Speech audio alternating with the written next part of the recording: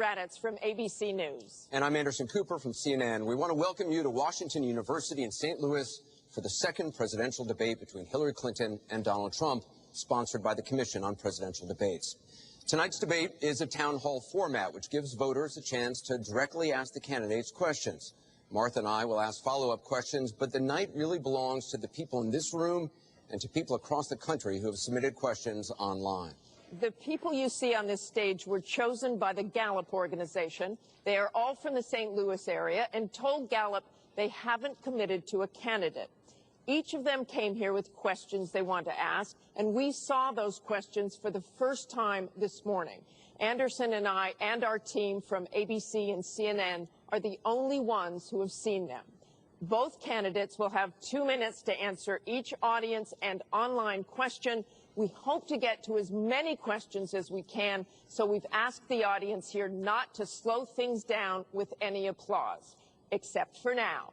Ladies and gentlemen, the Republican nominee for President, Donald J. Trump, and the Democratic nominee for President, Hillary Clinton.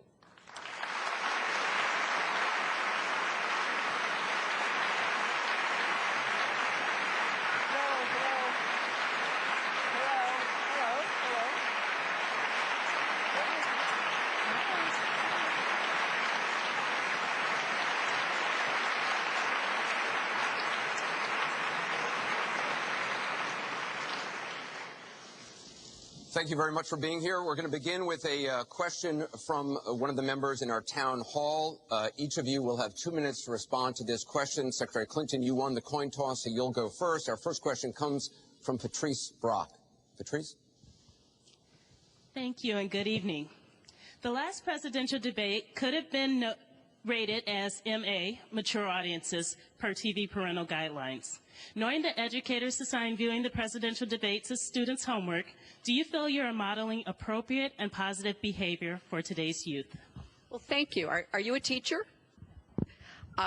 Yes, I think that that's a very good question, because I've heard from lots of teachers and parents about some of their concerns about some of the things that are being said and done in this campaign. And I think it is very important for us to make clear to our children that our country really is great because we're good. And we are going to respect one another, lift each other up. We are going to be looking for ways to celebrate our diversity. And we are going to try to reach out to every boy and girl, as well as every adult, to bring them in to working on behalf of our country. I have a very positive and optimistic view about what we can do together. That's why the slogan of my campaign is Stronger Together. Because I think if we work together, if we overcome the divisiveness that sometimes sets Americans against one another, and instead we make some big goals, and I've set forth some big goals, getting the economy to work for everyone, not just those at the top, making sure that we have the best education system from preschool through college and making it affordable, and so much else. If we set those goals and we go together to try to achieve them, there's nothing, in my opinion, that America can't do. So that's why I hope that we will come together in this campaign. Obviously, I'm hoping to earn your vote. I'm hoping to be elected in November, and I can promise you I will work with every American. I want to be the president for all Americans, regardless of your political beliefs, where you come from, what you look like, your religion. I want us to heal our country and bring it together, because that's, I think, the best way for us to get the future that our children and our grandchildren deserve. Secretary Clinton, thank you. Mr. Trump, you have 2 minutes. Well, I actually agree with that. I agree with everything she said. I began this campaign because I was so tired of seeing such foolish things happen to our country. This is a great country. This is a great land. I've gotten to know the people of the country over the last year and a half that I've been doing this as a politician. I cannot believe I'm saying that about myself, but I guess I have been a politician. And my whole concept was to make America great again. When I watch the deals being made, when I watch what's happening with some horrible things like Obamacare, where your health insurance and health care is going up by numbers that are astronomical, 68%, 59%, 71%. When I look at the Iran deal and how bad a deal it is for us, it's a one-sided transaction where we're giving back $150 billion to a terrorist state, really the #1 terrorist state. We've made them a strong country from really a very weak country just 3 years ago. When I look at all of the things that I see and all of the potential that our country has, we have such tremendous potential, whether it's in business and trade, where we're doing so badly. Last year, we had an almost $800 billion trade deficit. In other words, trading with other countries, we had an $800 billion deficit. It's hard to believe. Inconceivable. You say, who's making these deals? We're going to make great trade deals. We're going to have a strong border. We're going to bring back law and order. Just today, a policeman was shot, 2 killed, and this is happening on a weekly basis. We have to bring back respect to law enforcement. At the same time, we have to take care of people on all sides. We need justice. But I want to do things that haven't been done, including fixing and making our inner cities better for the African-American citizens that are so great, and for the Latinos, Hispanics. And I look forward to doing it. It's called Make America Great Again. Thank you, Mr. Trump.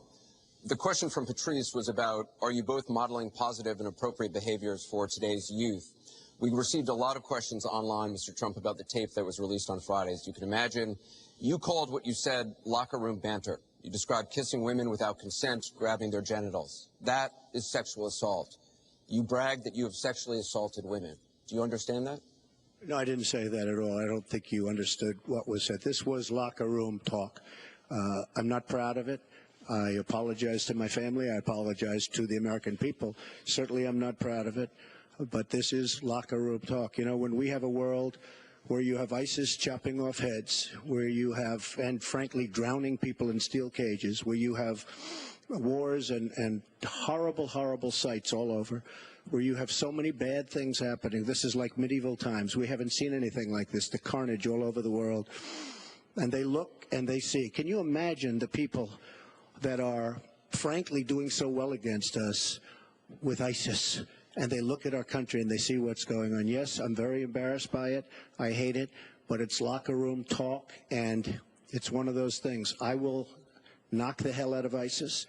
We're going to defeat ISIS. ISIS happened a number of years ago in a vacuum that was left because of bad judgment. And I will tell you, I will take care of ISIS. So, Mr. Trump, we should get on to much more important things and much bigger things. Just for the record, though, are you saying that what you said on that bus 11 years ago, that you did not actually kiss women without consent or grope women without consent? I have great respect for women. Nobody has more respect for women than I do. So for the record, you're saying you never did that? Things that, frankly, you hear these things are said. And I was embarrassed by it, but I have tremendous respect for women. Have you ever done those things? Women have respect for me. And I will tell you, no, I have not. And I will tell you that I'm going to make our country safe. We're going to have borders in our country, which we don't have now. People are pouring into our country, and they're coming in from the Middle East and other places. We're going to make America safe again. We're going to make America great again, but we're going to make America safe again. And we're going to make America wealthy again, because if you don't do that, it sounds harsh to say, but we have to build up the wealth of our nation. Right now, other nations are taking our jobs and they're taking our wealth. Thank you, Mr. Trump. And that's what I want to talk about. Secretary Clinton, do you want to respond? Well, like everyone else, I've spent a lot of time thinking over the last 48 hours about what we heard and saw. You know, with prior Republican nominees for president, I disagreed with them on politics, policies, principles, but I never questioned their fitness to serve. Donald Trump is different. I said starting back in June that he was not fit to be president and commander-in-chief. And many Republicans and independents have said the same thing. What we all saw and heard on Friday was Donald talking about women, what he thinks about women, what he does to women, and he has said that the video doesn't represent who he is, but I think it's clear to anyone who heard it that it represents exactly who he is, because we've seen this throughout the campaign. We have seen him insult women. We've seen him rate women on their appearance, ranking them from 1 to 10. We've seen him embarrass women on TV and on Twitter. We saw him after the first debate spend nearly a week denigrating a former Miss Universe in the harshest, most personal terms. So, yes, this is who Donald Trump is. But it's not only women, and it's not only this video that raises questions about his fitness to be our president, because he has also targeted immigrants, African Americans, Latinos, people with disabilities, POWs, Muslims, and so many others. So this is who Donald Trump is, and the question for us, the question our country must answer, is that this is not who we are. That's why, to go back to your question, I want to send a message, we all should, to every boy and girl, and indeed to the entire world, that America already is great, but we are great because we are good. And we will respect one another, and we will work with one another, and we will celebrate our diversity. These are very important values to me, because this is the America that I know and love. And I can pledge to you tonight that this is the America that I will serve if I'm so fortunate enough to become your president. And we want to get to some questions from Well, am I allowed to online. respond to that? I assume I am. Yes, you can respond to that. It's just words, folks. It's just words. Those words, I've been hearing them for many years. I heard them when they were running for the Senate in New York, where Hillary was going to bring back jobs to upstate New York, and she failed. I've heard them where Hillary is constantly talking about the inner cities of our country, which are a disaster, education-wise, job-wise, safety-wise, in every way possible.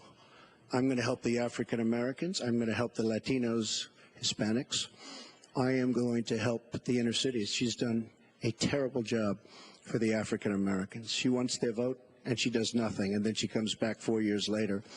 We saw that firsthand when she was a United States Senator. She campaigned where the primary part of her campaign. I want to get to audience questions and online questions. So she's allowed to do that, but I'm not allowed to respond. You're going to get to respond right now. That sounds fair. This tape is generating intense interest. In just 48 hours, it's become the single most talked about story of the entire 2016 election on Facebook, with millions and millions of people discussing it on the social network. As we said a moment ago, we do want to bring in questions from voters around the country via social media, and our first stays on this topic. Jeff from Ohio asks on Facebook, Trump says the campaign has changed him. When did that happen? So, Mr. Trump, let me add to that. When you walked off that bus at age 59, were you a different man, or did that behavior continue until just recently? And you have 2 minutes for this. As I told you, that was locker room talk. I'm not proud of it. I am a person who has great respect for people, for my family, for the people of this country, and certainly I'm not proud of it. But that was something that happened. If you look at Bill Clinton, far worse, minor words, and his was action. His was what he's done to women. There's never been anybody in the history of politics in this nation that's been so abusive to women. So you can say any way you want to say it, but Bill Clinton was abusive to women. Hillary Clinton attacked those same women and attacked them viciously. 4 of them are here tonight. One of the women, who is a wonderful woman, at 12 years old, was raped at 12. Her client, she represented, got him off, and she's seen laughing on 2 separate occasions, laughing at the girl who was raped. Kathy Shelton, that young woman, is here with us tonight. So don't tell me about words. I apologize for those words. But it is things that people say. But what President Clinton did. He was impeached. He lost his license to practice law. He had to pay an $850,000 fine to one of the women, Paula Jones, who's also here tonight. And I will tell you that when Hillary brings up a point like that, and she talks about words that I said 11 years ago, I think it's disgraceful, and I think she should be ashamed of herself, if you want to know the truth. Can we please hold the applause? Secretary Clinton, you have 2 minutes. Well, first, let me start by saying that so much of what he's just said is not right, but he gets to run his campaign any way he chooses. He gets to decide what he wants to talk about. Instead of answering people's questions, talking about our agenda, laying out the plans that we have that we think can make a better life and a better country, that's his choice. When I hear something like that, I am reminded of what my friend Michelle Obama advised us all. When they go low, you go high. And look, if this were just about one video, maybe what he's saying tonight would be understandable. But everyone can draw their own conclusions at this point about whether or not the man in the video or the man on the stage respects women. But he never apologizes for anything to anyone. He never apologized to Mr. and Mrs. Khan, the Gold Star family, whose son, Captain Khan, died in the line of duty in Iraq, and Donald insulted and attacked them for weeks over their religion. He never apologized to the distinguished federal judge who was born in Indiana. But Donald said he couldn't be trusted to be a judge because his parents were, quote, Mexican. He never apologized to the reporter that he mimicked and mocked on national television and our children were watching. And he never apologized for the racist lie that President Obama was not born in the United States of America. He owes the president an apology, he owes our country an apology, and he needs to take responsibility for his actions and his words.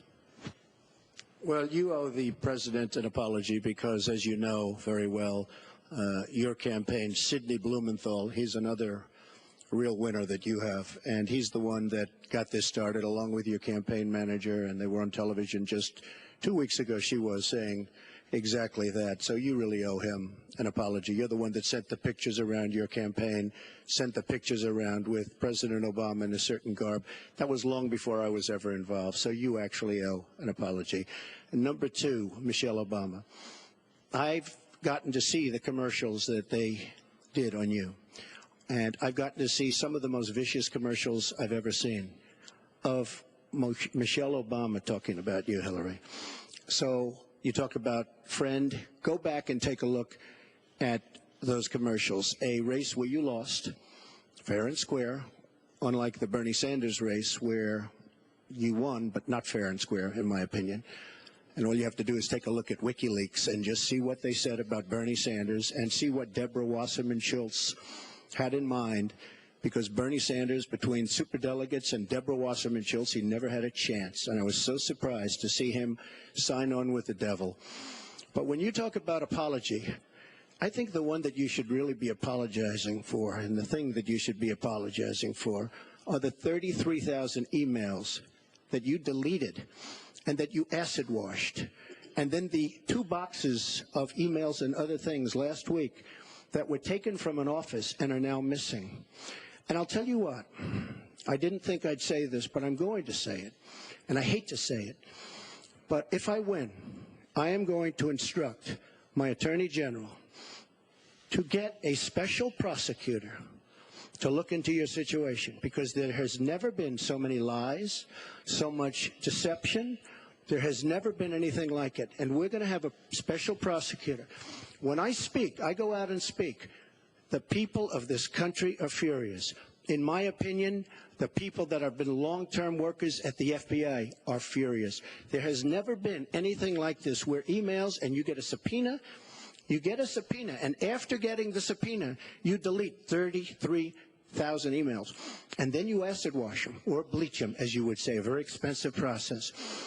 So we're going to get a special prosecutor, and we're going to look into it, because you know what? People have been, their lives have been destroyed for doing 1/5 of what you've done, and it's a disgrace. And honestly, you ought to be ashamed of yourself. Secretary Clinton, I want to follow up on that. I'm going to let you talk about email. Because everything he just said is absolutely false, but I'm not surprised. Really? In the first debate, and the audience needs to calm down here. I told people that it would be impossible to be fact-checking Donald all the time. I'd never get to talk about anything I want to do and how we're going to really make lives better for people. So once again, go to HillaryClinton.com. We have literally Trump. You can fact check him in real time. Last time at the first debate, we had millions of people fact-checking, so I expect we'll have millions more fact-checking because, you know, it's just awfully good that someone with the temperament of Donald Trump is not in charge of the law in our country. Because you'd be in jail. Secretary Clinton.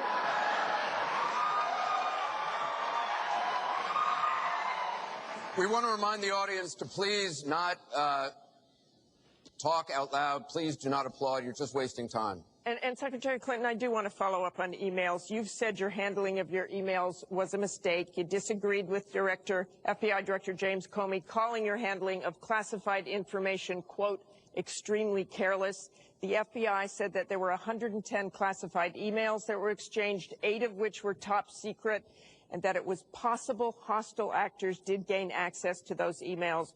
You don't call that extremely careless? Well, Martha, first let me say, and I've said it before, but I'll repeat it because I want everyone to hear it, that was a mistake, and I take responsibility for using a personal email account.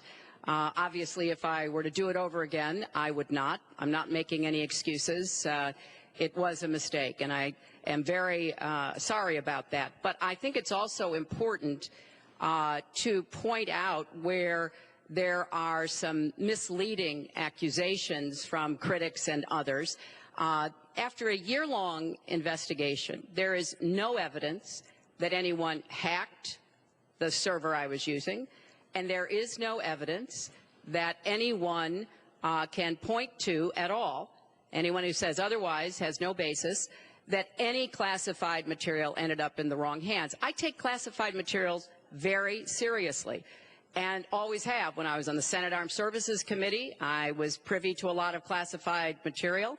Obviously, as Secretary of State, I had some of the most important secrets that we possess, such as going after bin Laden. So I am very committed to taking classified information seriously, and as I said, there is no evidence that any classified information ended up in the wrong hands. Okay, we're going to move on. And yet, she didn't know the letter C on a document, right? She didn't even know what that letter meant. You know, it's amazing. I'm watching Hillary go over facts, and she's going after fact after fact, and she's lying again because she said what she did with the emails was fine. You think it was fine to delete 33,000 emails? I don't think so. She said the 33,000 emails had to do with her daughter's wedding, number one, and a yoga class. Well, maybe we'll give 3 or 4 or 5 or something. 33,000 emails deleted. And now she's saying there wasn't anything wrong. And more importantly, that was after getting a subpoena. That wasn't before. That was after. She got it from the United States Congress. And I'll be honest, I am so disappointed in congressmen, including Republicans, for allowing this to happen. Our Justice Department, where her husband goes onto the back of an airplane for 39 minutes, talks to the Attorney General days before a ruling is going to be made on her case. But for you to say that there was nothing wrong with you deleting 39,000 emails, again, you should be ashamed of yourself. What you did, and this is after getting a subpoena from the United States Congress. We have to move on. Secretary Clinton, you can respond, and then we got to move on. We want to give the audience a chance here. In jail, let alone after getting a subpoena from the United States Secretary Congress. Clinton, you can respond, then we have to move on to an audience question. Look, It's just not true. And so please you go didn't delete them? Allow her to respond, please. Personal emails, not official. 33,000? Well, we turned over 35,000. So Oh, yeah. it was. What about the other 15,000? Please allow her to respond. She didn't talk while you talked. Yes, that's true. I didn't. Because you I have didn't nothing in to the say. first debate, and I'm going to try not to in this debate because I'd like to get to the questions that the people have brought here tonight to talk to us about. And get off this question. Okay, Donald, I know you're into big diversion tonight, anything to avoid talking about your campaign and the way it's exploding and the way Republicans are leaving you. But let's at least focus on some of the issues that people care about tonight. Let's get to their questions. We have a question here from Ken Karpowitz. He has a question about health care. Ken? I'd like to know, Anderson, why aren't you bringing up the emails? I'd like to know. Why aren't you We brought up the emails. No, it hasn't. It hasn't. And it hasn't been finished at all. Ken Karpowitz has a question. It's nice to 1-on-3. Thank you. Affordable Care Act, known as Obamacare, it is not affordable. Premiums have gone up, deductibles have gone up, co-pays have gone up, prescriptions have gone up, and the coverage has gone down. What will you do to bring the costs down and make coverage better? That first one goes to Secretary Clinton because you started out the last one to the audience. If he wants to start, he can start. No, go ahead, Donald. No, I'm a gentleman, Hillary. Go ahead. Secretary Clinton? Well, I think Donald was about to say he's going to solve it by repealing it and getting rid of the Affordable Care Act. And I'm going to fix it because I agree with you. Premiums have gotten too high, co-pays, deductibles, prescription drug costs. And I've laid out a series of actions that we can take to try to get those costs down. But here's what I don't want people to forget when we're talking about reining in the costs, which has to be the highest priority of the next president. When the Affordable Care Act passed, it wasn't just that 20 million people got insurance who didn't have it before, but that in and of itself was a good thing. I meet these people all the time, and they tell me what a difference having that insurance meant to them and their families. But everybody else, the 170 million of us who get health insurance through our employers, got big benefits. Number one, insurance companies can't deny you coverage because of a pre-existing condition. Number two, no lifetime limits, which is a big deal if you have serious health problems. Number three, women can't be charged more than men for our health insurance, which is the way it used to be before the Affordable Care Act. Number four, if you're under 26 and your parents have a policy, you can be on that policy until the age of 26, something that didn't happen before. So I want very much to save what works and is good about the Affordable Care Act. But we've got to get costs down. We've got to provide some additional help to small businesses so that they can afford to provide health insurance. But if we repeal it, as Donald has proposed, and start over again, all of those benefits I just mentioned are lost to everybody, not just people who get their health insurance on the exchange. And then we would have to start all over again. Right now, we are at 90% health insurance coverage. That's the highest we've ever been in our country. Secretary Clinton, so I want us to get to 100%, but get costs down and keep quality up. Mr. Trump, you have 2 minutes. It is such a great question, and it's maybe the question I get almost more than anything else outside of defense. Obamacare is a disaster. You know it. We all know it. It's going up at numbers that nobody's ever seen worldwide. Nobody's ever seen numbers like this for health care. It's only getting worse. In 17, it implodes by itself. Their method of fixing it is to go back and ask Congress for more money, more and more money. And we have right now almost $20 trillion in debt. Obamacare will never work.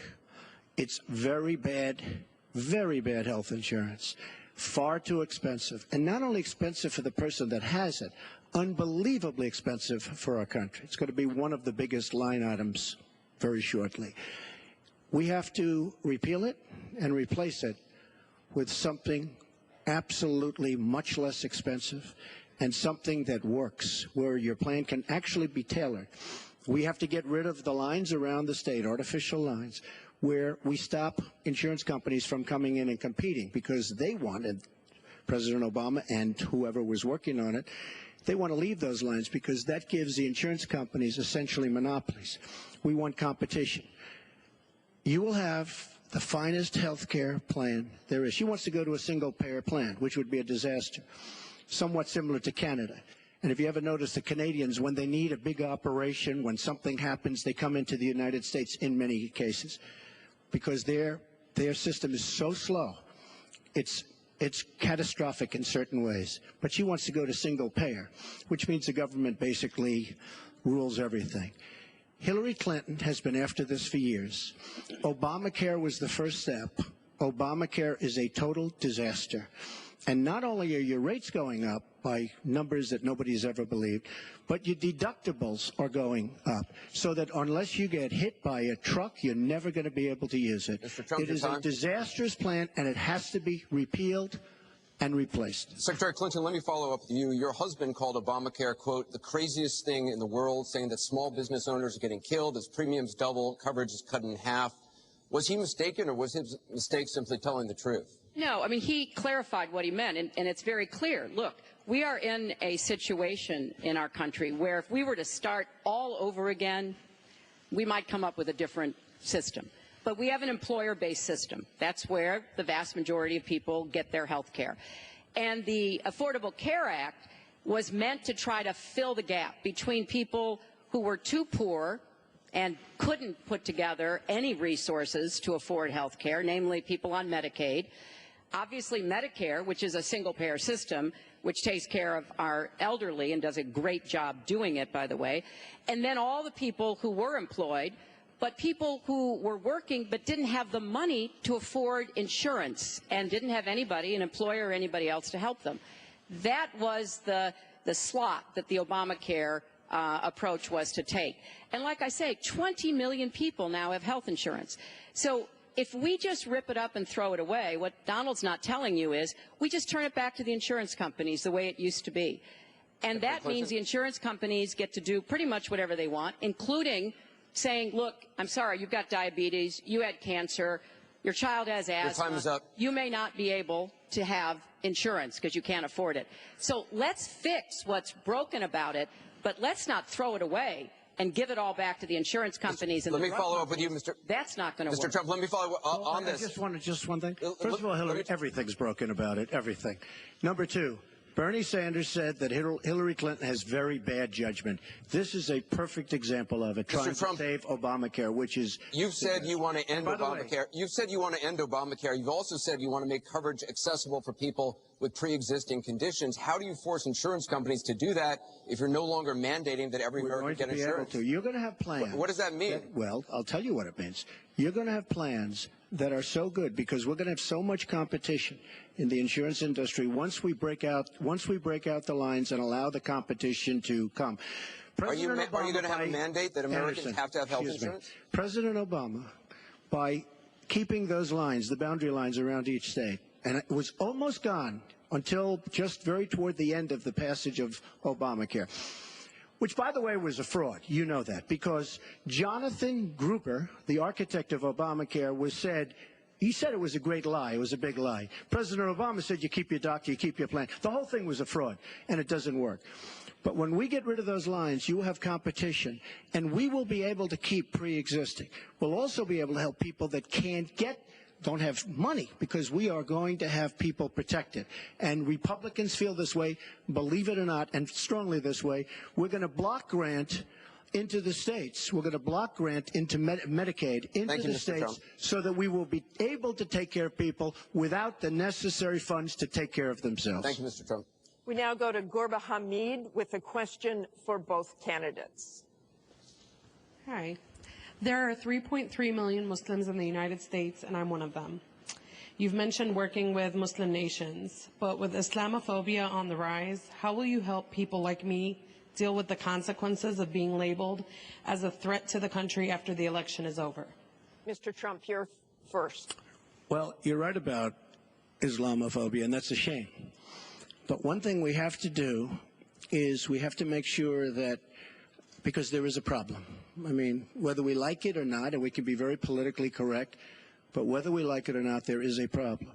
And we have to be sure that Muslims come in and report when they see something going on. When they see hatred going on, they have to report it. As an example, in San Bernardino, many people saw the bombs all over the apartment of the two people that killed 14 and wounded many, many people. Horribly wounded. They'll never be the same. Muslims have to report the problems when they see them. And, you know, there's always a reason for everything. If they don't do that, it's a very difficult situation for our country. Because you look at Orlando, and you look at San Bernardino, and you look at the World Trade Center, go outside, you look at Paris, look at that horrible, these are radical Islamic terrorists. And she won't even mention the word, and nor will President Obama. He won't use the term radical Islamic terrorism. Now, to solve a problem, you have to be able to state what the problem is, or at least say the name. She won't say the name, and President Obama won't say the name, but the name is there. It's radical Islamic terror. And before you solve it, you have to say the name. Secretary Clinton. Well, thank you for asking your question. And I've heard this question from a lot of Muslim Americans across our country. Because, unfortunately, there's been a lot of very divisive, dark things said about Muslims. And even someone like Captain Khan, the young man who sacrificed himself defending our country in the United States Army, has been subject to attack by Donald. I want to say just a couple of things. First, we've had Muslims in America since George Washington. And we've had many successful Muslims. We just lost a particularly well-known one with Muhammad Ali. My vision of America is an America where everyone has a place. If you're willing to work hard, you do your part, you contribute to the community. That's what America is. That's what we want America to be for our children and our grandchildren. It's also very short-sighted and even dangerous to be engaging in the kind of demagogic rhetoric that Donald has about Muslims. We need American Muslims to be part of our eyes and ears on our front lines.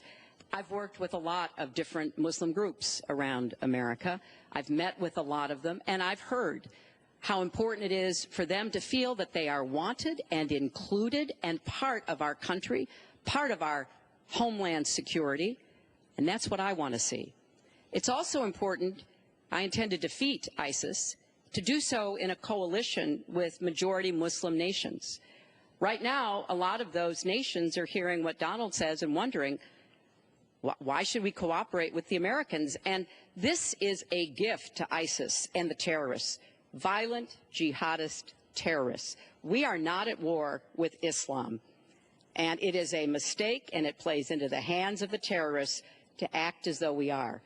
So I want a country where citizens like you and your family are just as welcome as anyone else. Thank you, Secretary Clinton. Mr. Trump, in December, you said this: Donald J. Trump is calling for a total and complete shutdown of Muslims entering the United States until our country's representatives can figure out what the hell is going on. We have no choice. We have no choice.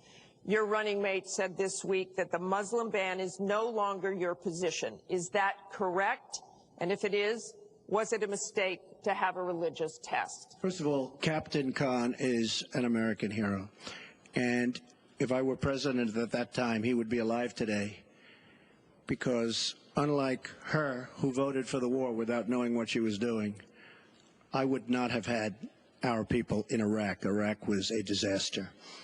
So he would have been alive today. The Muslim ban is something that in some form has morphed into a extreme vetting from certain areas of the world. Hillary Clinton wants to allow And why did it morph into that? No, did you? No, answer the question. Why do you still believe? You I interrupt do. me all the time. Why don't you interrupt her? Would you please explain whether or not the Muslim ban still stands? It's called extreme vetting. We are going to areas like Syria where they're coming in by the tens of thousands because of Barack Obama, and Hillary Clinton wants to allow a 550% increase over Obama. People are coming into our country like we have no idea who they are, where they're from, what their feelings about our country is, and she wants 550% more. This is going to be the great Trojan horse of all time. We have enough problems in this country. I believe in building safe zones. I believe in having other people pay for them. As an example, the Gulf states who are not carrying their weight, but they have nothing but money, and take care of people. But I don't want to have, with all the problems this country has and all of the problems that you see going on, hundreds of thousands of people coming in from Syria when we know nothing about them, we know nothing about their values, and we know nothing about their love for our country. And Secretary Clinton, let me ask you about that, because you have asked for an increase from 10 to 65,000 Syrian refugees. We know you want tougher vetting. That's not a perfect system. So why take the risk of having those refugees come into the country? Well, first of all, I will not let anyone into our country that I think poses a risk to us. But there are a lot of refugees, women and children. Think of that picture we all saw of that 4-year-old boy with the blood on his forehead because he'd been bombed by the Russian and Syrian air forces. There are children suffering in this catastrophic war, largely, I believe, because of Russian aggression, and we need to do our part. We by no means are carrying anywhere near the load that Europe and others are. But we will have vetting that is as tough as it needs to be from our professionals, our intelligence experts, and others. But it is important for us as a policy, not to say, as Donald has said, we're going to ban people based on a religion. How do you do that? We are a country founded on religious freedom and liberty. How do we do what he has advocated without causing great distress within our own country? Are we going to have religious tests when people fly into our country? And how do we expect to be able to implement those? So I thought that what he said was extremely unwise and even dangerous.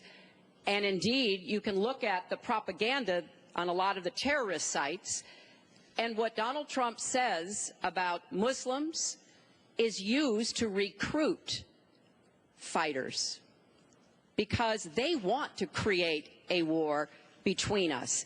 And the final thing I would say, this is the 10th or 12th time that he's denied being for the war in Iraq. We have it on tape. The entire press corps has looked at it. It's been debunked, but it never stops him from saying whatever he wants to say. Has not been debunked. So please has not been debunked. And go to HillaryClinton.com and you can see it. I was against the war in Iraq. Has not been debunked. And you voted for it, and you shouldn't have. Well, I just want There's been lots of fact-checking on that. I'd like to move on to an online question. She just went about 25 seconds over her time. Could I just respond to this, please? Very quickly, please. Hillary Clinton, in terms of having people come into our country, we have many criminal illegal aliens. When we want to send them back to their country says we don't want them. In some cases, they're murderers, drug lords, drug problems, and they don't want them. And Hillary Clinton, when she was Secretary of State, said, that's okay, we can't force it into their country. Let me tell you, I'm going to force them right back into their country. They're murderers and some very bad people. And I will tell you very strongly, when Bernie Sanders said she had bad judgment, she has really bad judgment, because we are letting people into this country that are going to cause problems and crime like you've never seen. We're also letting drugs pour through our southern border at a record clip, and it shouldn't be allowed to happen. ICE just endorsed me. They've never endorsed a presidential candidate. The Border Patrol agents, 16,500, just recently endorsed me. And they endorsed me because I understand the border. She doesn't. She wants amnesty for everybody. Come right in, come right over. It's a horrible thing she's doing. She's got bad judgment, and honestly, so bad that she should never be president of the United States. That I can tell you. Thank you, Mr. Trump. I want to move on. This next question comes from the public through the Bipartisan Open Debate Coalition's online forum, where Americans submitted questions that generated millions of votes. This question involves WikiLeaks' release of purported excerpts of Secretary Clinton's paid speeches which she has refused to release, and one line in particular in which you, Secretary Clinton, purportedly say you need both a public and private position on certain issues. So, two from Virginia asks, is it okay for politicians to be two-faced? Is it acceptable for a politician to have a private stance on issues? Secretary Clinton, well, your 2 minutes. Right. As I recall, that was something I said about Abraham Lincoln after having seen the wonderful Steven Spielberg movie called Lincoln. It was a master class watching President Lincoln get the Congress to approve the 13th Amendment. It was principled and it was strategic. And I was making the point that it is hard sometimes to get the Congress to do what you want to do, and you have to keep working at it. And yes, President Lincoln was trying to convince some people. He used some arguments. Convincing other people, he used other arguments. That was a great, I thought, a great display of presidential leadership. But, you know, let's talk about what's really going on here, Martha, because our intelligence community just came out and said in the last few days that the Kremlin, meaning Putin and the Russian government, are directing the attacks, the hacking on American accounts to influence our election. And WikiLeaks is part of that, as are other sites where the Russians hack information. We don't even know if it's accurate information, and then they put it out. We have never in the history of our country been in a situation where an adversary, a foreign power, is working so hard to influence the outcome of the election. And believe me, they're not doing it to get me elected. They're doing it to try to influence the election for Donald Trump. Now, maybe because he has praised Putin, maybe because he says he agrees with a lot of what Putin wants to do, maybe because he wants to do business in Moscow. I don't know the reasons. But we deserve answers, and we should demand that Donald release all of his tax returns so that people can see what are the entanglements and the financial relationships we're going to get to that later. He has Secretary with Clinton, Russians and you're out other of time. foreign powers. Well, I think I should Mr. respond Trump. because it's so ridiculous. Look, now she's blaming, she got caught in a total lie. Her papers went out to all her friends at the banks, Goldman Sachs and everybody else, and she said things, WikiLeaks, that just came out, and she lied. Now she's blaming the lie on the late, great Abraham Lincoln. That's one that I haven't. Okay, Honest Abe. Honest Abe never lied. That's the good thing. That's the big difference between Abraham Lincoln and you. That's a big, big difference. We're talking about some difference. But as far as other elements of what she was saying, I don't know, Putin.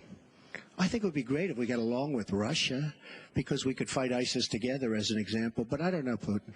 But I notice anytime anything wrong happens, they like to say, the Russians, she doesn't know if it's the Russians doing the hacking. Maybe there is no hacking. But they always blame Russia. And the reason they blame Russia is because they think they're trying to tarnish me with Russia. I know nothing about Russia. I know about Russia, but I know nothing about the inner workings of Russia. I don't deal there. I have no businesses there. I have no loans from Russia. I have a very, very great balance sheet, so great that when I did the old post office on Pennsylvania Avenue, the United States government, because of my balance sheet, which they actually know very well, chose me to do the old post office between the White House and Congress, chose me to do the old post office. One of the primary things, in fact, perhaps the primary thing, was balance sheet.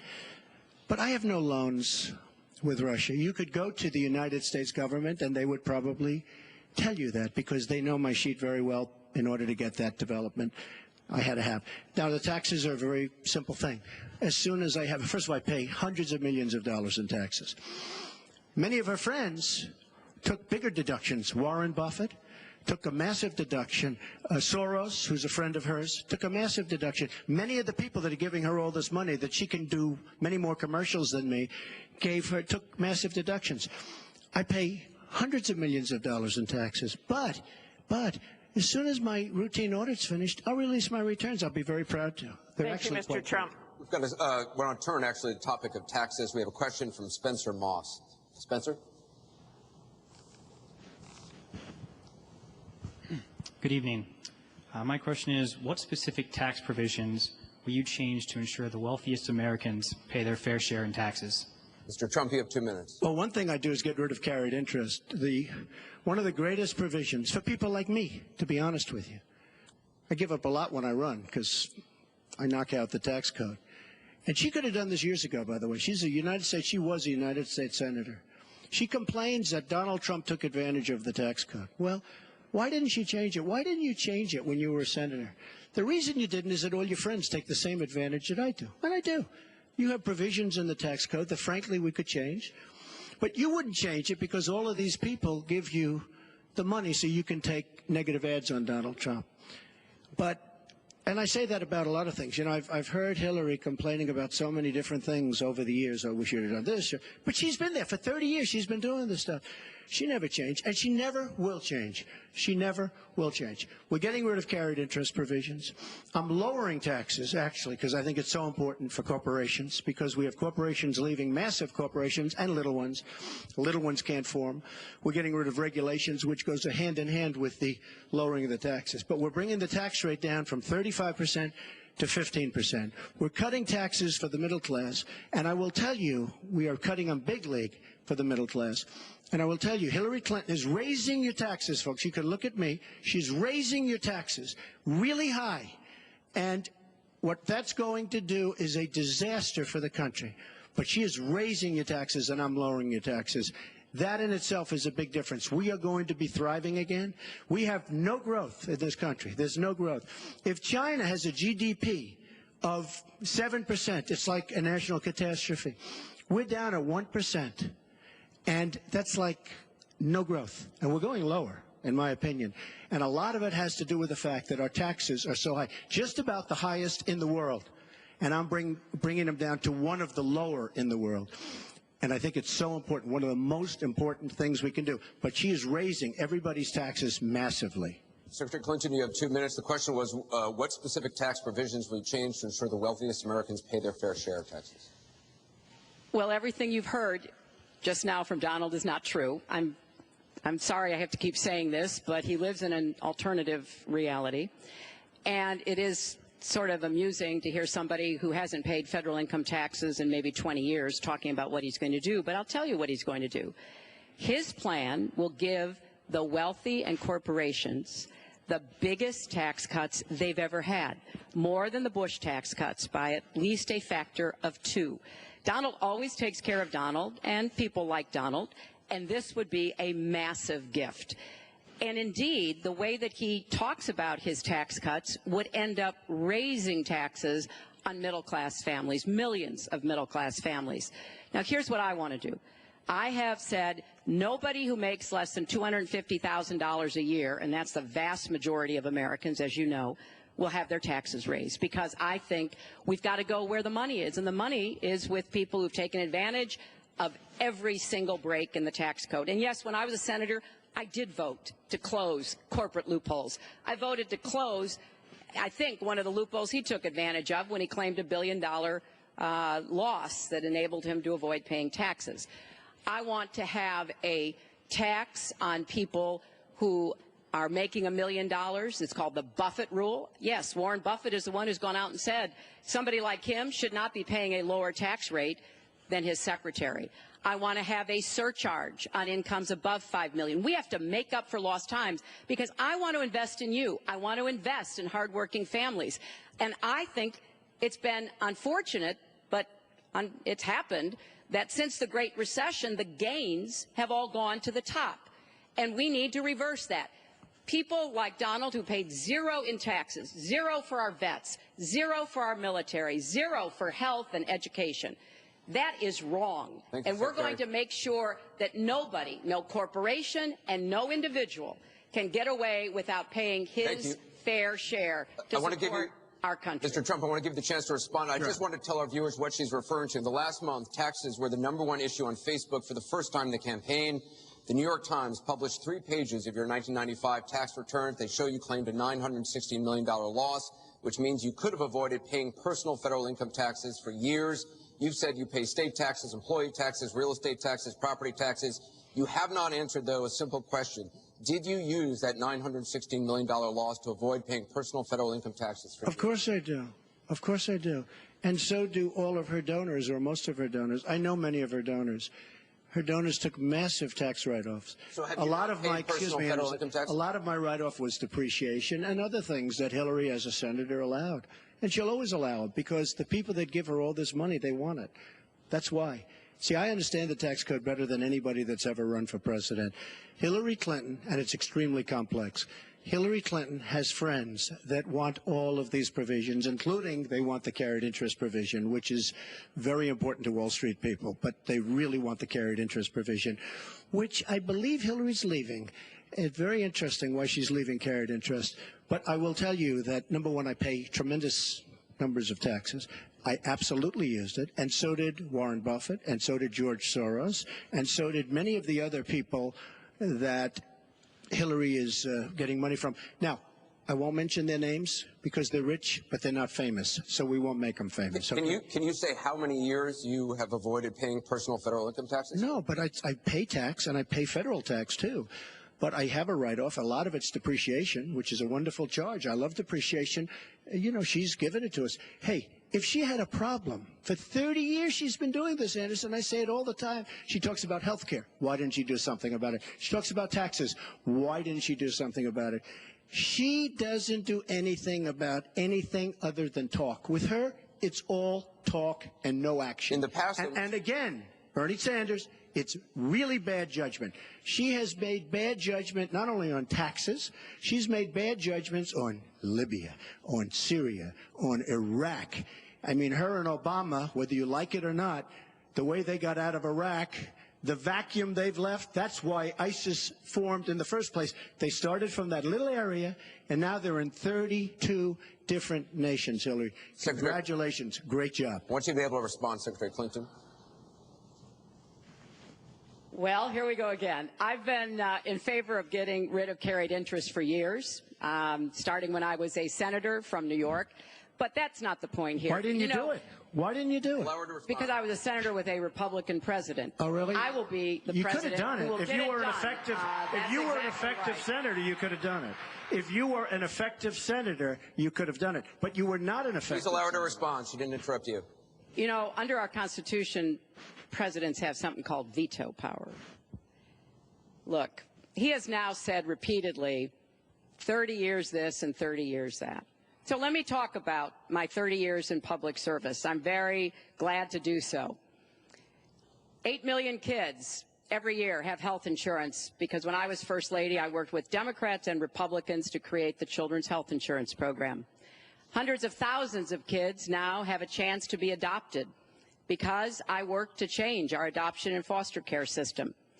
After 9/11, I went to work with Republican mayor, governor, and president to rebuild New York and to get health care for our first responders who were suffering because they had run toward danger and gotten sickened by it.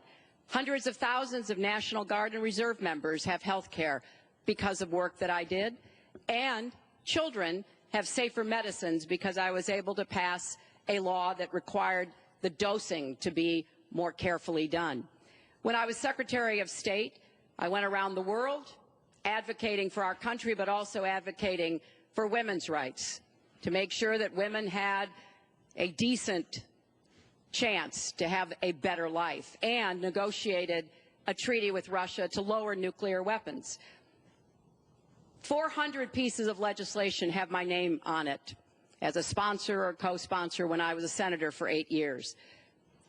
I worked very hard and was very proud to be reelected in New York by an even bigger margin than I had been elected the first time.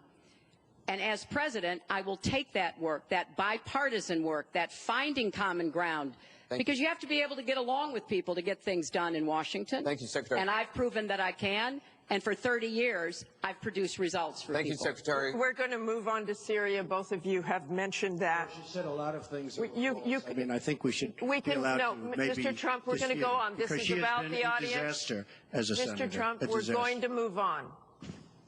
The heartbreaking video of a 5-year-old Syrian boy named Amran sitting in an ambulance after being pulled from the rubble after an airstrike in Aleppo focused the world's attention on the horrors of the war in Syria.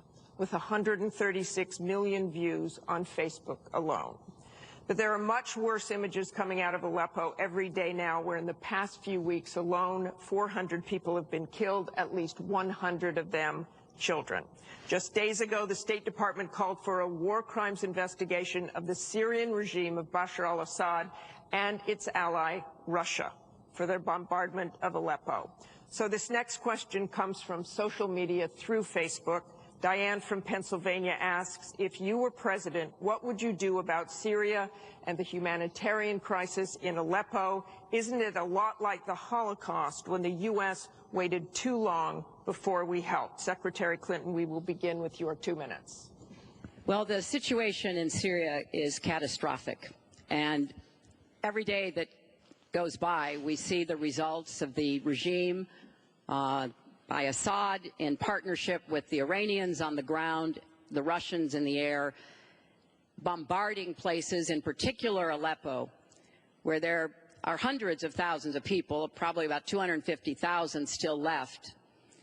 And there is a determined effort by the Russian Air Force to destroy Aleppo in order to eliminate the last of the Syrian rebels who were really holding out against the Assad regime. Russia hasn't paid any attention to ISIS. They're interested in keeping Assad in power. So when I was Secretary of State, advocated, and I advocate today, a no-fly zone and safe zones. We need some leverage with the Russians because they're not going to come to the negotiating table for a diplomatic resolution unless there is some leverage over them. And we have to work more closely with our partners and allies on the ground. But I want to emphasize that what is at stake here is the ambitions and the aggressiveness of Russia. Russia has decided that it's all in Syria, and they've also decided who they want to see become president of the United States, too, and it's not me. I've stood up to Russia. I've taken on Putin and others, and I would do that as president. I think wherever we can cooperate with Russia, that's fine, and I did as Secretary of State. That's how we got a treaty reducing nuclear weapons. It's how we got the sanctions on Iran that put a lid on the Iranian nuclear program without firing a single shot. So I would go to the negotiating table with more leverage than we have now. But I do support the effort to investigate for crimes, war crimes, committed by the Syrians and the Russians and try to hold them accountable. Thank you, Secretary Clinton. First of all, Mr. she Trump. was there as Secretary of State with the so-called line in the sand, which... No, I wasn't. I was gone. I hate to interrupt you, but you were in at some contact, point, excuse me, at some you point we need to you do were in some total fact-checking contact here. with the White House, and perhaps, sadly, Obama probably still listened to you. I don't think he'd be listening to you very much anymore. Obama draws the line in the sand. It was laughed at all over the world what happened. Now, with that being said, she talks tough against Russia, but our nuclear program has fallen way behind, and they've gone wild with their nuclear program. Not good. Our government shouldn't have allowed that to happen. Russia is new in terms of nuclear. We are old, we're tired, we're exhausted in terms of nuclear. A very bad thing. Now, she talks tough. She talks really tough against Putin and against Assad. She talks in favor of the rebels. She doesn't even know who the rebels are. You know, every time we take rebels, whether it's in Iraq or anywhere else, we're arming people. And you know what happens? They end up being worse than the people. Look at what she did in Libya with Gaddafi. Gaddafi's out. It's a mess. And by the way, ISIS has a good chunk of their oil. I'm sure you probably have heard that. It was a disaster. Because the fact is, almost everything she's done in foreign policy has been a mistake, and it's been a disaster. But if you look at Russia, just take a look at Russia, and look at what they did this week, where I agree she wasn't there, but possibly she's consulted. We signed a peace treaty. Everyone's all excited. Well, what Russia did with Assad, and by the way, with Iran, who you made very powerful with the dumbest deal perhaps I've ever seen in the history of deal-making, the Iran deal with $150 billion, with the $1.7 billion in cash, which is enough cash to fill up this room. But look at that deal. Iran now and Russia are now against us. So she wants to fight. She wants to fight for rebels. There's only one problem. You don't even know who the rebels are. Mr. Trump, So Mr. what's Trump, the purpose? your 2 minutes and one thing is I have up. to say, Your 2 minutes I don't is like up. Assad at all, but Assad is killing ISIS. Russia is killing ISIS, and Iran is killing ISIS. And those three have now lined up because of our weak foreign policy. Mr. Trump, let me repeat the question. If you were president, what would you do about Syria and the humanitarian crisis in Aleppo? And I want to remind you what your running mate said. He said provocations by Russia need to be met with American strength, and that if Russia continues to be involved in airstrikes along with the Syrian government forces of Assad, the United States of America should be prepared to use military force to strike the military targets of the Assad regime. Okay. He and I haven't spoken, and I disagree. I disagree. You disagree with your running mate. I think we have to knock out ISIS. Right now, Syria is fighting ISIS. We have people that want to fight both at the same time. But Syria is no longer Syria. Syria is Russia, and it's Iran, who she made strong, and Kerry and Obama made into a very powerful nation and a very rich nation very, very quickly, very, very quickly. I believe we have to get ISIS. We have to worry about ISIS before we can get too much more involved. She had a chance to do something with Syria. They had a chance, and that was the line. What do you think will happen if Aleppo falls? I think Aleppo is a disaster humanitarian-wise. What do you think will happen if it falls? I think that it basically has fallen, okay? It basically has fallen. Let me tell you something. You take a look at Mosul. The biggest problem I have with the stupidity of our foreign policy. We have Mosul. They think a lot of the ISIS leaders are in Mosul. So we have announcements coming out of Washington and coming out of Iraq. We will be attacking Mosul in 3 weeks or 4 weeks. Well, all of these bad leaders from ISIS are leaving Mosul. Why can't they do it quietly? Why can't they do the attack, make it a sneak attack, and after the attack is made, inform the American public that we've knocked out the leaders, we've had a tremendous success. People leave. Why do they have to say we're going to be attacking Mosul within the next 4 to 6 weeks, which is what they're saying? How stupid is our country? There are sometimes reasons the military does that. Psychological warfare. I can't think of any. I can't think of any. It might be to help get civilians out. And we have, look, I have 200 generals and admirals who endorse me. I have 21 Congressional Medal of Honor recipients who endorse me. We talk about it all the time. They understand. Why can't they do something secretively where they go in and they knock out the leadership?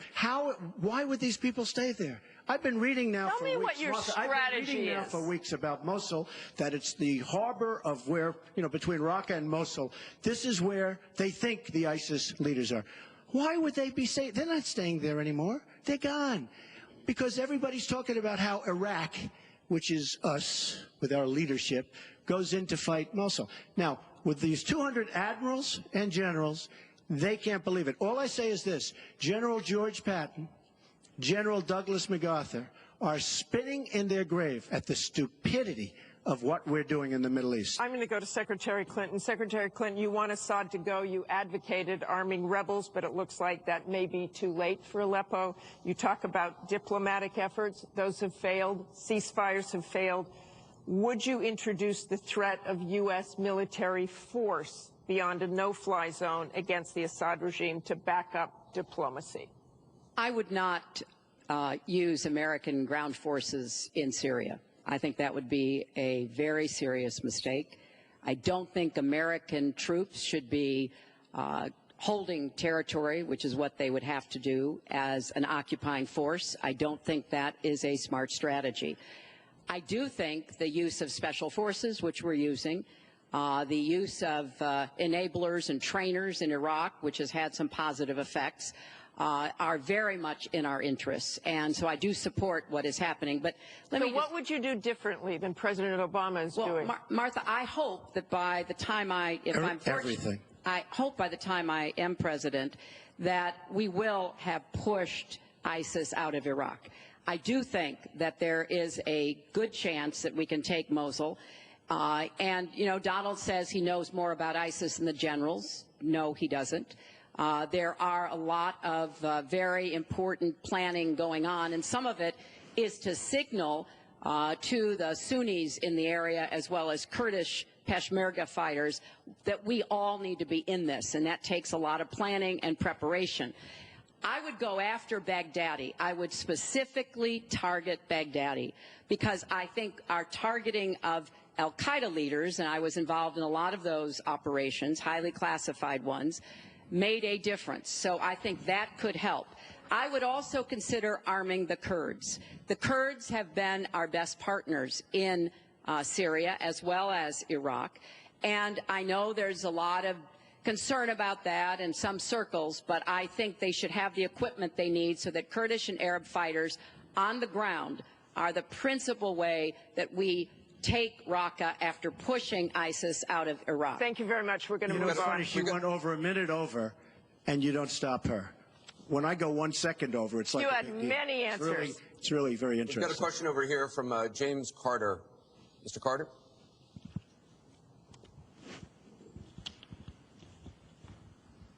My question is, do you believe you can be a devoted president to all the people in the United States? That question begins for Mr. Trump.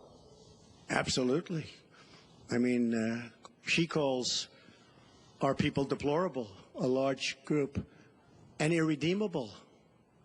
I will be a president for all of our people, and I'll be a president that will turn our inner cities around and will give strength to people and will give economics to people and will bring jobs back, because NAFTA, signed by her husband, is perhaps the greatest disaster trade deal in the history of the world, not in this country.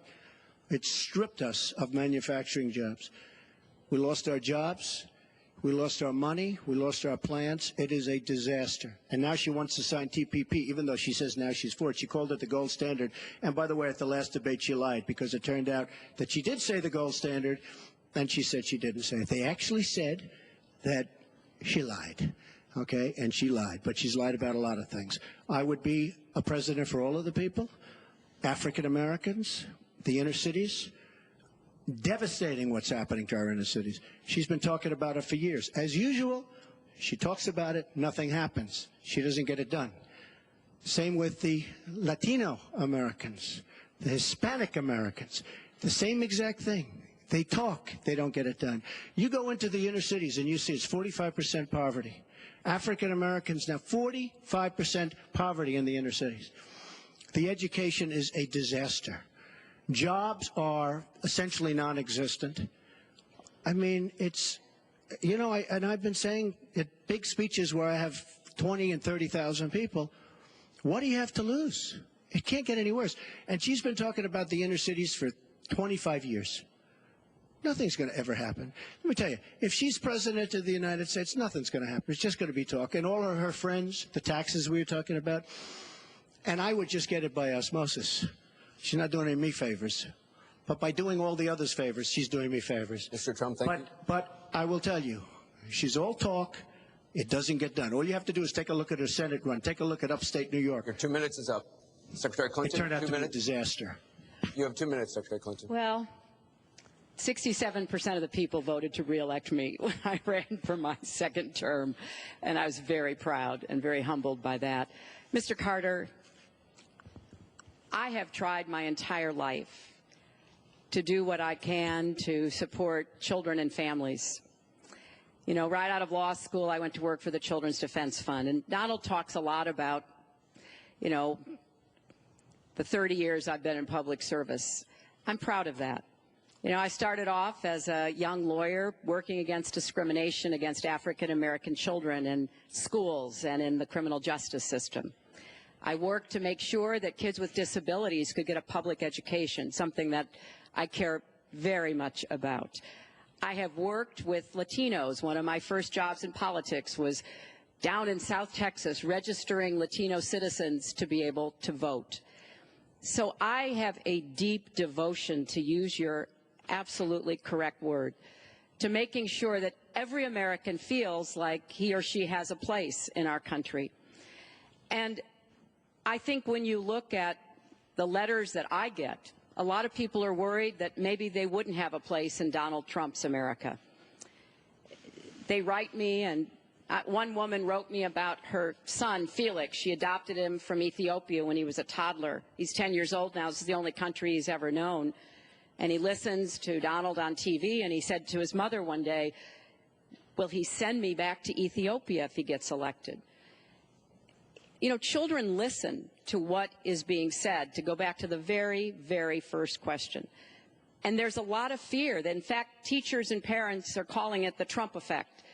Bullying is up. A lot of people are feeling, you know, uneasy. A lot of kids are expressing their concerns. So first and foremost, I will do everything I can to reach out to everybody, Democrats, Republicans, independents, people across our country. If you don't vote for me, I still want to be your president. I want to be the best president I can be for every American. Secretary Clinton, your 2 minutes is up. I want to follow up on something that Donald Trump actually said to you, a comment you made last month. You said that half of Donald Trump's supporters are, quote, deplorables, racist, sexist, homophobic, xenophobic, Islamophobic. You later said you regretted saying half. You didn't express regret for using the term deplorables. To Mr. Carter's question, how can you unite a country if you've written off tens of millions of Americans? Well, within hours, I said that I was sorry about the way I talked about that, because my argument is not with his supporters. It's with him and with the hateful and divisive campaign that he has run, and the inciting of violence at his rallies, and the very brutal kinds of comments about not just women, but all Americans, all kinds of Americans. And what he has said about African Americans and Latinos, about Muslims, about POWs, about immigrants, about people with disabilities, he's never apologized for. And so I do think that a lot of the tone and tenor that he has said, I'm proud of the campaign that Bernie Sanders and I ran. We ran a campaign based on issues, not insults, and he is supporting me 100%. Thank you. Because we talked about what we wanted to do. We might have had some differences, and we had a lot of debates. Thank you, Secretary. But we believed that we could make the country better, and I was proud of that. I'm going to give you a minute, 20 seconds. We have a divided nation. We have a very divided nation. You look at Charlotte, you look at Baltimore, you look at the violence that's taking place in the inner cities, Chicago. You take a look at Washington, D.C. We have an increase in murder within our cities, the biggest in 45 years. We have a divided nation because people like her, and believe me, she has tremendous hate in her heart. And when she said deplorables, she meant it. And when she said irredeemable, they're irredeemable. You didn't mention that. But when she said they're irredeemable, to me, that might have been even worse. She said some of them are irredeemable. She's got tremendous hatred. And this country cannot take another 4 years of Barack Obama, and that's what you're getting with her. Mr. Trump, let me follow up with you. In 2008, you wrote in one of your books that the most important characteristic of a good leader is discipline. You said if a leader doesn't have it, quote, he or she won't be one for very long. In the days after the first debate, you sent out a series of tweets from 3 a.m. to 5 a.m., including one that told people to check out a sex tape. Is that the discipline of a good leader? No, it wasn't check out a sex tape. It was just take a look at the person that she built up to be this wonderful Girl Scout, who was no Girl Scout. By the way, just so you understand, when she said 3 o'clock in the morning, take a look at Benghazi. She said, who's going to answer the call at 3 o'clock in the morning? Guess what? She didn't answer because when Ambassador Stevens... The question is that the discipline of a good leader? 600 times. Well, she said she was awake at 3 o'clock in the morning. And she also sent a tweet out at 3 o'clock in the morning, but I won't even mention that. But she said she'll be awake. Who's going to... The famous thing, we're going to answer our call at 3 o'clock in the morning. Guess what happened? Ambassador Stevens sent 600 requests for help. And the only one she talked to was Sidney Blumenthal, who's her friend. And not a good guy, by the way. So, you know, she shouldn't be talking about that. Now, tweeting happens to be a modern-day form of communication. I mean, you can like it or not like it. I have, between Facebook and Twitter, I have almost 25 million people. It's a very effective way of communication. So you can put it down, but it is a very effective form of communication. I'm not unproud of it, to be honest with you. Secretary Clinton, does Mr. Trump have the discipline to be a good leader? No. I'm shocked to hear that. Well, it's not only my opinion, it's the opinion of many others, national security experts, Republicans, former Republican members of Congress. But it's in part because those of us who have had the great privilege of seeing this job up close and know how difficult it is, and it's not just because I watched my husband take a $300 billion deficit and turn it into a $200 billion surplus, and 23 million new jobs were created, and incomes went up for everybody. Everybody. African-American incomes went up 33%. And it's not just because I worked with George W. Bush after 9/11. And I was very proud that when I told him what the city needed, what we needed to recover, he said, "You've got it," and he never wavered. He stuck with me. And I have worked, and I admire President Obama. He inherited the worst financial crisis since the Great Depression. That was a terrible time for our country. We have to move along. 9 million people lost their jobs, 5 million homes were lost, and $13 trillion in family wealth was wiped out. We are back on the right track. He would send us back into recession with his tax plans. Secretary Clinton, we are moving to an audience question. We're almost out of time. We have another. Mr. Trump, we're moving to an audience question. It is, our country has the Secretary slowest growth, Clinton, we and want to get jobs to are a the disaster. audience. Thank you very much, both of you. We have another audience question. Beth Miller has a question for both candidates. Good evening. Perhaps the most important aspect of this election is the Supreme Court justice. What would you prioritize as the most important aspect of selecting a Supreme Court justice? We begin with your 2 minutes, Secretary Clinton. Thank you. Well, you're right. This is one of the most important issues in this election. I want to appoint Supreme Court justices who understand the way the world really works, who have real-life experience, who have not just been in a big law firm and maybe clerked for a judge and then gotten on the bench, but maybe they tried some more cases. They actually understand what people are up against, because I think the current court has gone in the wrong direction. And so I would want to see the Supreme Court reverse Citizens United and get dark, unaccountable money out of our politics. Donald doesn't agree with that. I would like the Supreme Court to understand that voting rights are still a big problem in many parts of our country, that we don't always do everything we can to make it possible for people of color and older people and young people to be able to exercise their franchise. I want a Supreme Court that will stick with Roe v. Wade and a woman's right to choose, and I want a Supreme Court that will stick with marriage equality. Now, Donald has put forth the names of some people that he would consider. And among the ones that he has suggested are people who would reverse Roe v. Wade and reverse marriage equality. I think that would be a terrible mistake and would take us backwards. I want a Supreme Court that doesn't always side with corporate interests. I want a Supreme Court that understands because you're wealthy and you can give more money to something doesn't mean you have any more rights or should have any more rights than anybody else. So I have very clear views about what I want to see to change the balance on the Supreme Court. And I regret deeply that the Senate has not done its job, and they have not permitted a vote on the person that President Obama, a highly qualified person, they've not given him a vote to be able to have the full complement of 9 Supreme Court justices. I think that was a dereliction of duty. I hope that they will see their way to doing it, but if I am so fortunate enough as to be president, I will immediately move to make sure that we fill that. We have 9 justices Secretary Clinton. To work on behalf of our people. Thank you. You're out of time, Mr. Trump. Justice Scalia, great judge, died recently, and we have a vacancy. I am looking to appoint judges very much in the mold of Justice Scalia.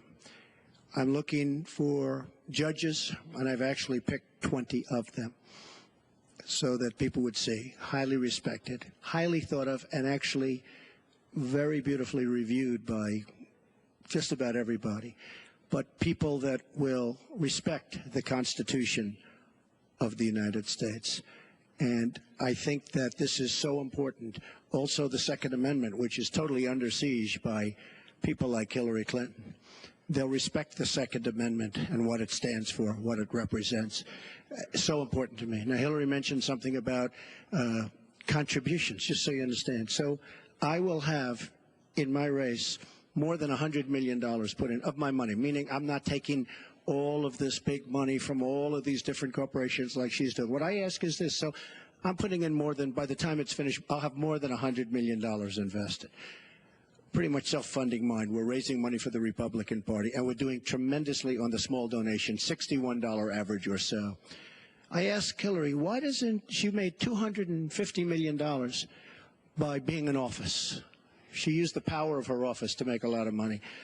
Why isn't she funding, not for $100 million, but why don't you put 10 or 20 or 25 or $30 million into your own campaign? It's $30 million less for special interests that will tell you exactly what to do. And it would really, I think, be a nice sign to the American public. Why aren't you putting some money in? You have a lot of it. You've made a lot of it because of the fact that you've been in office. You made a lot of it while you were Secretary of State, actually. So why aren't you putting money into your own campaign? I'm just curious. Well, thank you very much. Thank you. We're going to get on to one more question. The question was about the Supreme Court, and I just want to quickly say, very quickly, I respect the Second Amendment, but I believe there should be comprehensive background checks, and we should close the gun show loophole and close the online loophole. We have one more question, Mrs. Clinton, as we possibly can. We have one more question from Ken Bone about energy policy. Ken? What steps will your energy policy take to meet our energy needs, while at the same time remaining environmentally friendly and minimizing job loss for fossil power plant workers? Mr. Trump, 2 minutes. Absolutely. I think it's such a great question because energy is under siege by the Obama administration, under absolute siege. The EPA, Environmental Protection Agency, is killing these energy companies. And foreign companies are now coming in, buying so many of our different plants, and then rejiggering the plant so that they can take care of their oil. We are killing, absolutely killing, our energy business in this country. Now, I'm all for alternative forms of energy, including wind, including solar, etc. But we need much more than wind and solar. And you look at our miners. Hillary Clinton wants to put all the miners out of business. There is a thing called clean coal. Coal will last for 1,000 years in this country. Now we have natural gas and so many other things because of technology. We have unbelievable, we have found over the last 7 years, we have found tremendous wealth right under our feet. So good, especially when you have $20 trillion in debt. I will bring our energy companies back. They'll be able to compete. They'll make money. They'll pay off our national debt. They'll pay off our tremendous budget deficits, which are tremendous. But we are putting our energy companies out of business.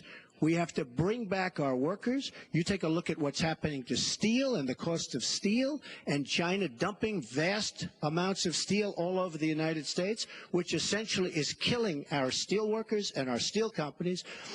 We have to guard our energy companies. We have to make it possible. The EPA is so restrictive that they are putting our energy companies out of business. And all you have to do is go to a great place like West Virginia or places like Ohio, which is phenomenal, or places like Pennsylvania, and you see what they're doing to the people, miners and others in the energy business. It's a disgrace. Your time is up. Thank you, It's an absolute disgrace.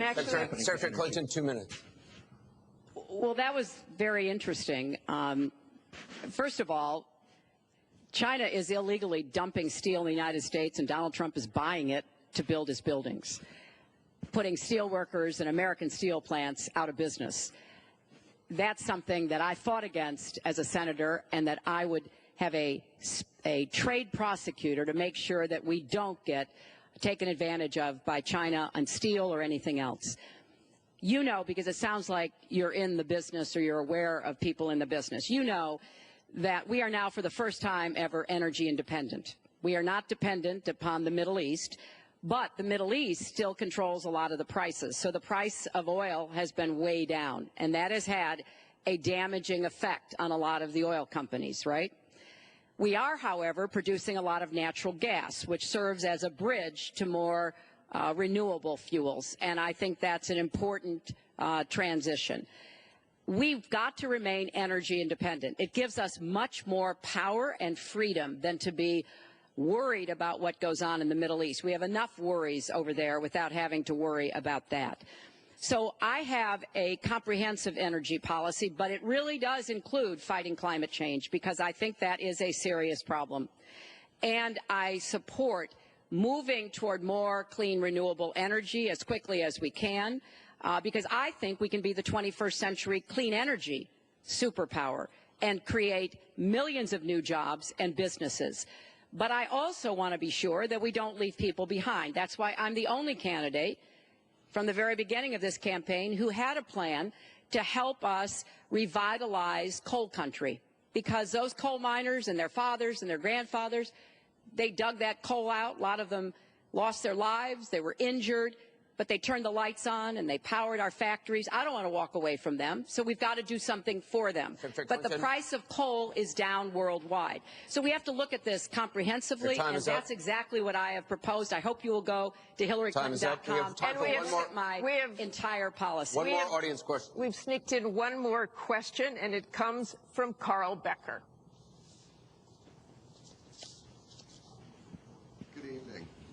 My question to both of you is, regardless of the current rhetoric, would either of you name one positive thing that you respect in one another?